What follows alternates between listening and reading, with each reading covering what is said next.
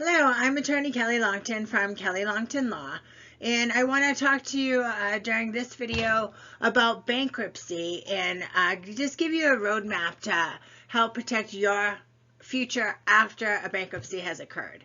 So bankruptcy can be incredibly stressful for anyone to go through, and once your matter has been closed, you may wonder what the next steps are.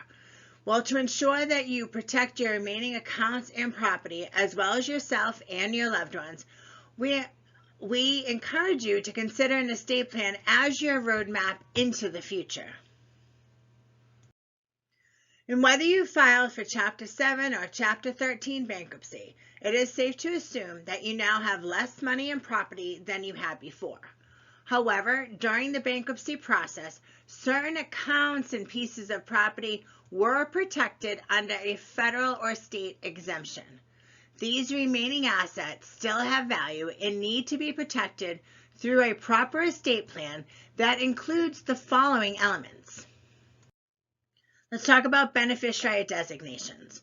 For any accounts or policies that you have retained after the bankruptcy, such as life insurance policies or retirement accounts, it's important that you properly complete the beneficiary designations.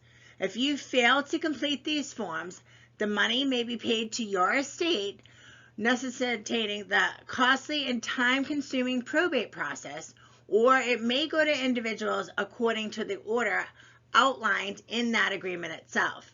So in addition, going through probate may subject your retirement accounts to unintended income tax consequences. And let's talk about your last will and testament, or a will. Now in this document, you name a personal representative or an executor. So basically the person who's in charge of collecting all of your accounts and your property, paying all of your outstanding debt, and that is to distribute the money and property to your beneficiaries, the people that you've named in this will. And you get to say exactly who's going to receive what accounts, what assets, and you can also name a guardian for any minor children that you might have. Now, using a will requires that your loved ones have to go through the probate process when you die, and you own accounts or property in your name alone, and the types of accounts that do not allow for beneficiary designations, or that you failed to put a beneficiary designation on. So let's talk about revocable living trust. Now this is a type of trust created during your lifetime in which you name yourself as the current trustee and designate a co-trustee or successor trustee to serve if you become unable to act for any reason. During your lifetime, you change ownership of your accounts and property from yourself as an individual to yourself as the trustee of the trust, or designate the trust as the beneficiary of your account and property. You'll retain the enjoyment of the property by also being named as the trust beneficiary. The trust agreement outlines how money and property are to be used during your life and if you become incapacitated and at your death. Now, with this document, management of the trust's money and property occurs outside of the probate process in the probate court.